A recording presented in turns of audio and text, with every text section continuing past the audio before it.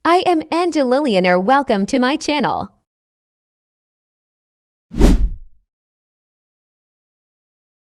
Our video for today is about tulip sleeve. Mag-cut tayo ng 6 na piraso para mabuo natin yung tulip sleeve.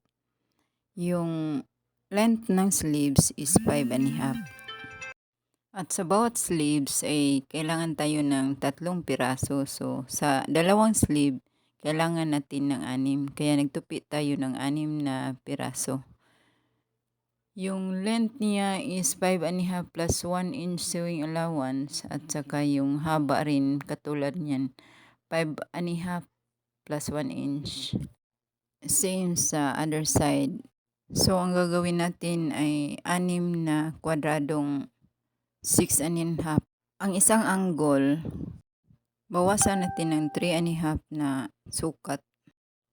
Tapos i-secured natin siya ng pin bago i-cut para hindi magbabago yung sukat.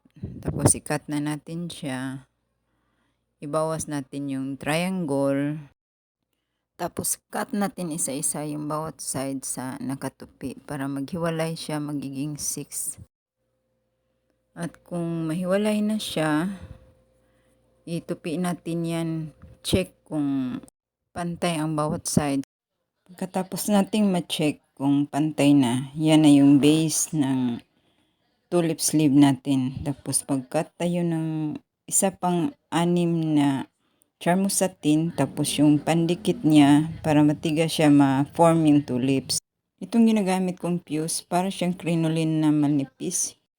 Tapos 6 din na guess po ni ang pinaka-top na cloth kasi yung body niya ay dalawang materials. May top na guess po ni yung satin na charmos.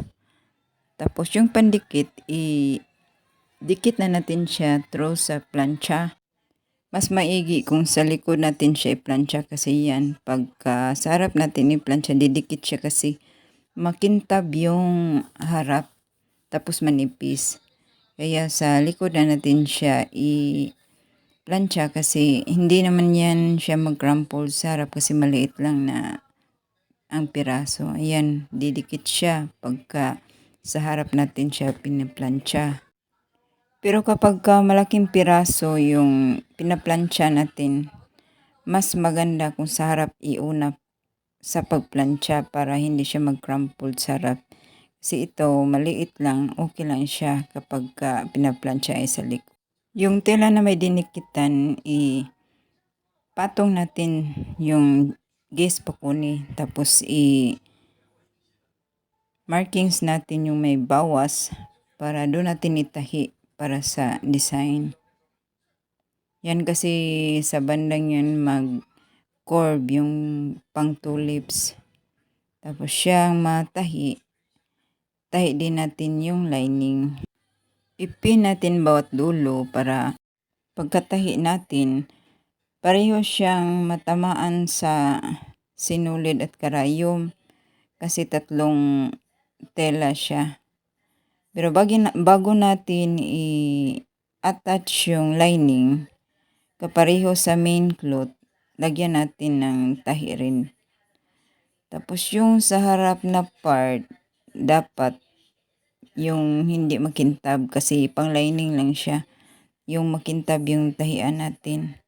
Tapos ipatong na natin dun sa may guess pakuni, pabaliktad para kung i-invert na natin, malinis na yung bawat side sa tulips.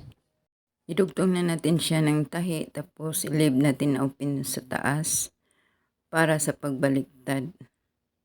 Para yung final niya is malinis yung edges. Yung bandang may triangle part, bawasan natin yun para pagbaliktad hindi siya kakapal. Pagkatapos nating ibaliktad, yung sa may middle part, idikit natin siya sa tahi para stable yung nakapormang design sa tulips. Bago siya tahian, para secured yung tela, dapat pin talaga siya. Kasi kapag walang pin, may tendency na hindi mag-balance papantay yung lining at saka yung main cloth. Itong petals na to, ito yung pinaka center, pinakataas na part nun sa may upper shoulder.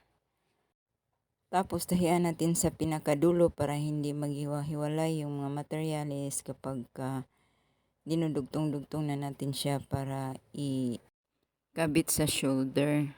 Tapos yung dalawang petals na karugtong nito ay bawasan natin kasi mas malalim yung sa may kilikili banda. Pero dapat pantay yung sukat sa tatlo bago natin bawasan, at tandaan na yung isang side at isang side ay hindi siya magkapareha kasi opposite side siya. So, yung pagka bawas natin, iharap natin sa isa't isa bago bawasan. Yan ang pagkabawas niya, yung isang side medyo manipis ang bawas tapos makapal ang kabilang side na markings, yun ang palatandaan sa ibabawas natin. Pagkatapos nating ikat, nabawas na, dikit na natin doon sa pinaka-center na petal sa tulips. Ang may manipis na bawas, yun ang sa may center ng petals, ikabit. Tapos yung sa may malalim na bawas, yun ang sa may bandang kilikili. Pa-curve siya katulad sa mga ordinary na sleeves. Kaso lang ito na